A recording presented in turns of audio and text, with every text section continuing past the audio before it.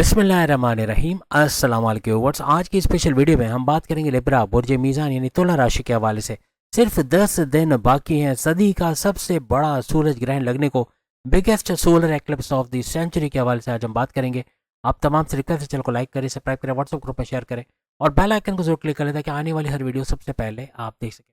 बेहतरीन रिजल्ट के लिए इस वीडियो को अपने मून चैन या अपने नाम के इंट्रोडक्शन से देखिएगा, वरना फिर आप अपने सन साइन या अपने लगन से भी इसको देख सकते हैं। यहाँ पर 5 सैयारों का तड़का लगने जा रहा है, 5 सैयारों का गठजोड़, वो भी 17 फरवरी, जिसमें सूरज ग्रहण लगेगा। यानी 17 फरवरी को सूरज ग्रहण लगेगा और इसका इम्पैक्ट, इसका असर 1-2 दिन नहीं बल्कि पूरे 1 महीने तक रहेगा। दैट मीन्स कि 17 मार्च तक इसका असर आप देखोगे। जो चीज़ हम अभी आपको बताने जा रहे हैं, बहुत एहतियात से सुनना। इसमें कुछ सावधानियाँ, कुछ एहतियातें हैं और कुछ ऐसी चीज़ें जो बहुत ज़बरदस्त, बहुत बूस्ट करेगी, बहुत बड़ा फ़ायदा देके भी आपको जाएंगी, उनके बारे में भी हम बताएंगे। तो गौर से सुनिएगा।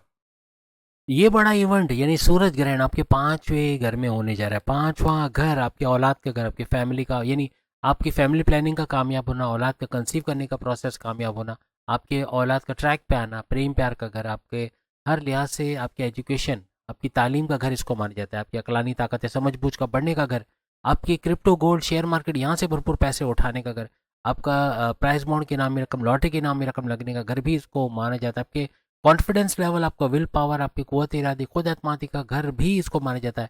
आपकी डिसीजन मेकिंग का घर, जहाँ आपके भरपूर किस्म के फैसले आप कर पाओ, उसका घर भी इसको माना जाता है। अब ये 5 सैयारे कौन से होंगे? 2 तो आप समझ गए होंगे, चांद, चंद्र, मून, और दूसरा सूरज, सन, जिसकी वजह से सूरज ग्रहण लगेगा। लेकिन सूरज आपकी कॉन्फिडेंस लेवल, विल पावर को बढ़ाने वाला, आपका गो गेटर्स, यानी जो सोचोगे, जो समझोगे वो कर गुजरोगे, उसका सैयारा माना जाता है। वहीं पर हम चांद की बात करें, आपके इमोशंस को ट्रिगर करने वाले, आपको कभी कभार डबल माइंडेड कर देना, आपके हर तरह के जज्बात को कंट्रोल करने वाला सैयारा इसको माना जाता है।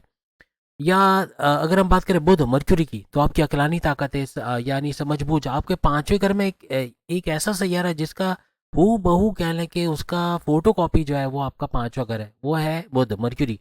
क्योंकि मर्क्यूरी भी आपकी अकलानी ताकतें बढ़ाने वाला और हर लिहाज से आपकी समझबूझ, आपका चतुर चालाक बनना, आपका सुपर इंटेलिजेंट बनना, आपका कारोबार में पैसे का सपोर्ट देने वाला सैयारा भी इसको माना जाता है। आपके कम्युनिकेशन को कंट्रोल करने वाला, आपकी बातचीत, जो आप बात दूसरों से करते हैं उसको कंट्रोल करने वाला सैयारा इस बुध, मर्क्यूरी को माना जाता है। तो ये हो गया। प्लस शुक्र, वीनस की बात करें, धन दौलत में इजाफा करने वाला, सोना चांदी हीरे जवाहरात गोल्ड मेटल, हर तरह से आपकी लग्जरी को बढ़ाने वाला, पैसे को बढ़ाने वाला, प्रेम प्यार के रिश्तों को बढ़ाने वाला। तो प्रेम प्यार का रिश्ता बनाने वाला ये घर भी है 5वां, और यहाँ आपका प्रेम प्यार के रिश्ते बनाने वाला सैयारा शुक्र मौजूद है, वीनस। तो हर तरह से इसको भी ट्रिगर करेगा। लग्जरी, आपकी लाइफ में आराम, आताइश का बढ़ाना, पैसे का बढ़ाना। राहु तो वो पैसे बनाने वाला करोड़पति मोड के अंदर इस वक्त मौजूद है, यानी सड़कपति से करोड़पति बना सकता है, इस मोड में आया हुआ है। 5 सैयारे भरपूर तरीके से हर तरह से एनर्जेटिक हो गया आपके इस 5वें घर में। 5 सैयारे और 5वें घर में जमा हो गए, आप ये सोचें। तो हर तरह से फिर सूरज ग्रहण भी इसी 5वें घर में लग रहा है। इसका इम्पैक्ट जैसे हमने शुरू में बताया पूरे 1 महीने तक रहेगा। ये सारी चीज़ें यानी तकरीबन 17 मार्च तक इसका असर आपको देखने को मिलेगा। यहाँ पे गुरु, जुपिटर, जो आपके 9th हाउस, आपकी किस्मत के घर, आपकी रिलीजियस एक्टिविटी के घर के अंदर 9th हाउस में बैठे हुए, वहाँ से गुरु एक तो वक्री हालत में मौजूद है। आपको पता है 11 मार्च तक ये वक्री रहेंगे और बात अभी हो रही है 17 मार्च तक। तो कहने का मतलब कि इसका वक्री होकर, यानी कि डबल हाउसेस का फायदा तो दे रहा है, लेकिन इसकी नज़र का भी इन 5 सैयारों पे पड़ना और 5वें घर पे पड़ना काफ़ी चीज़ों को स्लो डाउन करेगा। काफ़ी चीज़ें रुकावट का यानी काम बनते बनते बिगड़ जाना, काम होते होते रुक जाना, काम का स्लो डाउन होना, ऐसे मामला दिए गुरु जुपिटर की नज़र का यहाँ पे बनना, ये तो बनाएंगे। फिर ऊपर से सूरज ग्रहण भी लगा हुआ है। खासतौर पे जो फीमेल्स हैं, आप में से वो जो फीमेल्स लिब्राज हैं, यानी कि तुला राशि के लेकिन फीमेल है, उनको अगर प्रेग्नेंट है, खासतौर पे अगर किसी तरह से हामला है, अगर उम्मीद से है, तो उनको बहुत ख्याल रखना है, बहुत बहुत एहतियात। मिस कैरेजेस के चांसेस हैं, कोई चोट लग जाना, गिर जाने के चांसेस हैं, छोटी मोटी इंजरीज के चांसेस है। फीमेल में ज़्यादा, मेल में तो कम है, फीमेल्स में ज़्यादा ही है। तो इसको बहुत एहतियात से आपको हैंडल करना है, खासतौर पे इस 1 महीने के ड्यूरेशन में। अमूमन समझाइए जाता है कि सूरज ग्रहण ओवर हो गया, that means everything is over. Over नहीं हुआ है, वो तो शुरुआत होती है। 1 महीने तक इसका इम्पैक्ट रहेगा, इसीलिए 1 महीने इसकी एहतियात करनी है। सिर्फ चंद दिन एहतियात करके आपने छोड़ दी तो कहीं ना कहीं बड़ा कोई इंसिडेंट हो जाना, कोई बड़ा कुछ हो जाना, ऐसा मामला बन सकता है। 5वां घर आपके सोचने समझने के तरीके, आपकी क्रिएटिविटी, इनोवेशंस को तो बनाता है, लेकिन आपका सोचना समझना, आपका उलझा रहना बनेगा।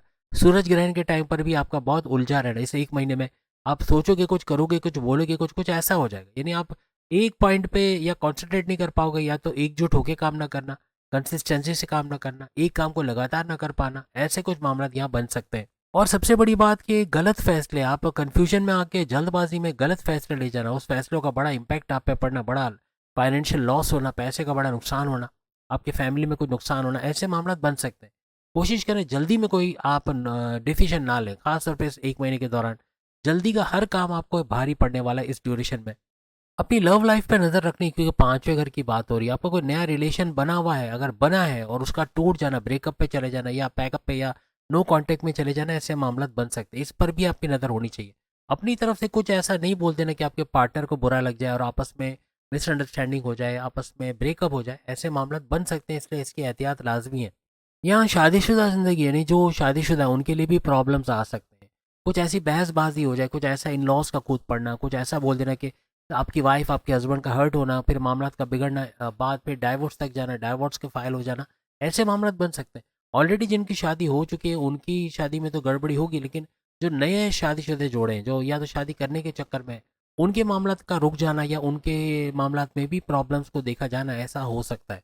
अब जैसे कि आप इस इमेज में देख सकते हैं कि केतु जो है वो आपके जो है वो 11वें घर के अंदर बैठा हुआ है, लाभ के घर, फायदे के घर के अंदर बैठा हुआ है। लेकिन ये ऐसी हालत में है कि अभी ये आपको नेगेटिव पावर्स ही दे सकता है, पॉजिटिविटी इसके पास बची नहीं है। यानी ये देगा भी, इसकी नज़र भी होगी तो नेगेटिव, और वो भी आपके 7वें घर को देख रहा है। तो केतु का 11वें घर में, फायदे के घर में बैठे हुए 7वें घर को देकर भी यहाँ पर बिगाड़ पैदा करेगा या फायदे नहीं देगा।